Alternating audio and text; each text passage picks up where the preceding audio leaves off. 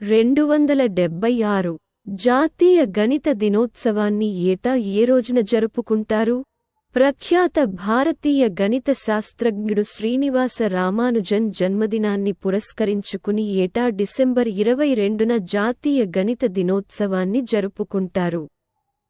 ఈ రోజు మన జీవితంలో గణితానికి ఉన్న ప్రాముఖ్యతను గుర్తించి జరుపుకోవడానికి మరియు చరిత్రలో గొప్ప గణిత శాస్త్రజ్ఞులలో ఒకరికి నివాళులర్పించడానికి ఒక అవకాశం.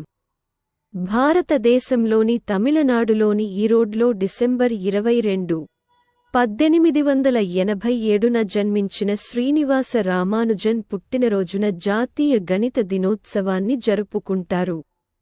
రామానుజన్ ఎక్కువగా స్వీయ బోధన మరియు గణిత విశ్లేషణ, సంఖ్య సిద్ధాంతం, అనంతమైన శ్రేణులు మరియు నిరంతర భిన్నాలకు గణనీయమైన కృషి చేశారు. జాతీయ గణిత దినోత్సవాన్ని పాటించాలనే ఆలోచనను 2012లో అప్పటి భారత ప్రధాని డాక్టర్ మన్మోహన్ సింగ్ ప్రతిపాదించారు. రామానుజన్ వారసత్వాన్ని గౌరవించేందుకు మరియు విద్య మరియు పరిశోధనలో గణితానికి ఉన్న ప్రాముఖ్యతను ప్రోత్సహించేందుకు ఆ రోజును జాతీయ గణిత దినోత్సవంగా ప్రకటించారు. 277 జాతీయ మహిళా కమిషన్ మాజీ చైర్ మరియు పద్మభూషణ్ అవార్డు గ్రహీత డాక్టర్ వి. మోహిని గిరి ఇటీవల మరణించారు. ఆమె ఏ సంవత్సరంలో పద్మభూషణ్ అందుకున్నారు? జాతీయ మహిళా కమిషన్ మాజీ అధ్యక్షురాలు మరియు పద్మభూషణ్ అవార్డు గ్రహీత డాక్టర్ వి. మోహిని గిరి మరణించారు. ఆమె 1971 ఇండో-పాక్ యుద్ధం తర్వాత 1972లో యుద్ధ వితంతువుల సంఘాన్ని ప్రారంభించారు. ఒక సంస్థ నిర్మాత. ఆమె జీవితం మహిళల హక్కులు, మానవ హక్కులు మరియు ముఖ్యంగా వితంతువుల హక్కుల కోసం అంకితం చేయబడింది. డాక్టర్ గిరి 2007లో ఆమె చేసిన కృషికి పద్మభూషణ్ను అందుకున్నారు. లక్నో విశ్వవిద్యాలయం నుండి పొలిటికల్ సైన్స్లో గ్రాడ్యుయేట్ అయిన డాక్టర్ గిరి దక్షిణాసియాలో ఉమెన్స్ ఇనిషియేటివ్ ఫర్ పీస్ వ్యవస్థాపక ధర్మకర్త, నవదన్య, జస్టిస్ సునంద భండారే ఫౌండేషన్ మరియు FAEA వంటి వివిధ సంస్థల ట్రస్టీ. ఆమె సెంట్రల్ సోషల్ వెల్ఫేర్ బోర్డ్ మరియు నేషనల్ కమిషన్ ఫర్ ఉమెన్ రెండింటికి చైర్పర్సన్గా కూడా పనిచేశారు. 50 సంవత్సరాల గిల్డ్ ఫర్ సర్వీస్ మరియు డాక్టర్ గిరి యొక్క సహకారాన్ని స్మరించుకుంటూ ఫిల్మ్ మేకర్ మీరా దీవాన్ దర్శకత్వం వహించిన ఒక documentary still we rise, the passion and compassion of Mohini Giri, ఫిబ్రవరిలో ప్రదర్శించబడింది. 278 ఇటీవల న్యూమోనియాను ఎదుర్కోవడానికి సామాజిక అవగాహన మరియు న్యూమోనియాను విజయవంతంగా తటస్థీకరించే చర్య SANS ప్రచారాన్ని ఏ రాష్ట్ర ప్రభుత్వం ప్రారంభించింది?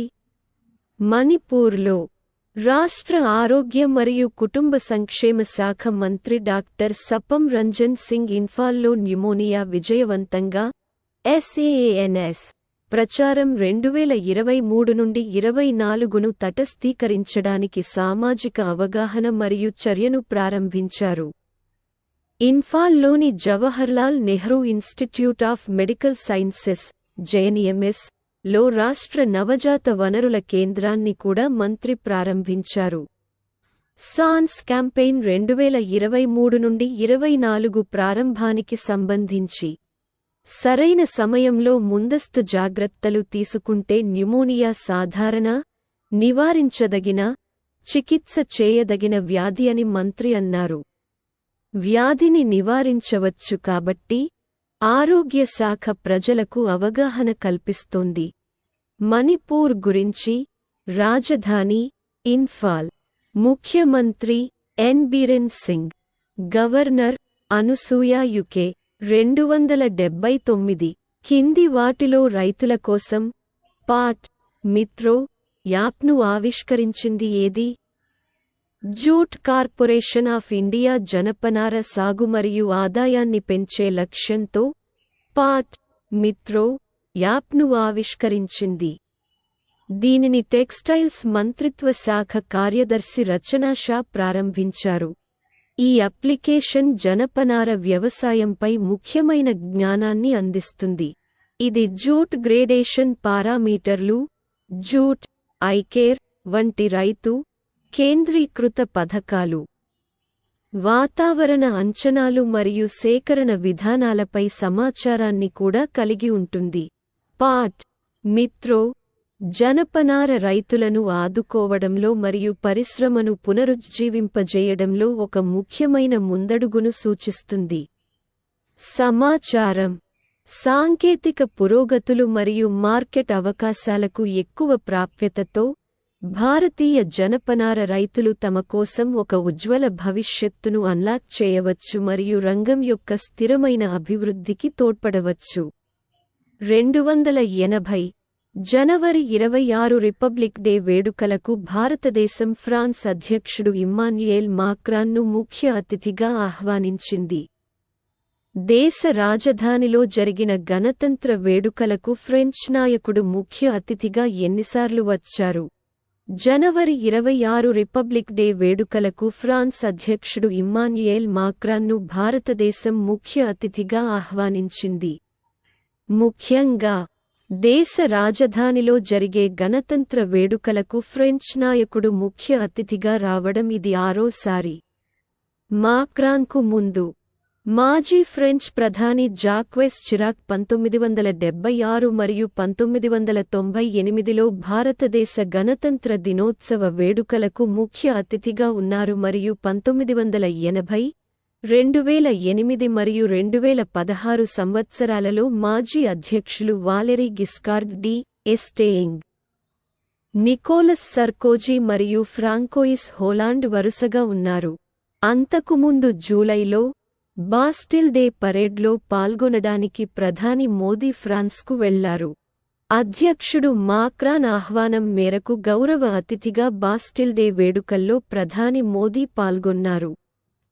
ఇరు దేశాల మధ్య వ్యూహాత్మక భాగస్వామ్యానికి 25 ఏళ్లు పూర్తయిన సందర్భంగా ప్రధాని మోదీ ఫ్రాన్స్లో పర్యటించారు. భారతదేశం, ఫ్రాన్స్ వ్యూహాత్మక భాగస్వామ్యం యొక్క 25వ వార్షికోత్సవాన్ని పురస్కరించుకుని మిలిటరీ బ్యాండ్ నేతృత్వంలోని 241 మంది సభ్యులతో కూడిన సేవా భారత సాయుధ దళాల బృందం కూడా కవాతులో పాల్గొంది.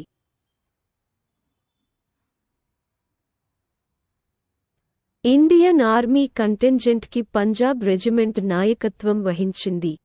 తర్వాత రాజ్పుతానా రైఫిల్స్ రెజిమెంట్ నుండి ఒక కాంప్లిమెంట్ వచ్చింది. సెప్టెంబరులో ఫ్రెంచ్ అధ్యక్షుడు మాక్రాన్ భారత అధ్యక్షతన జరిగిన G20 సమ్మిట్లో పాల్గొనడానికి సెప్టెంబర్లో భారతదేశాన్ని సందర్శించారు.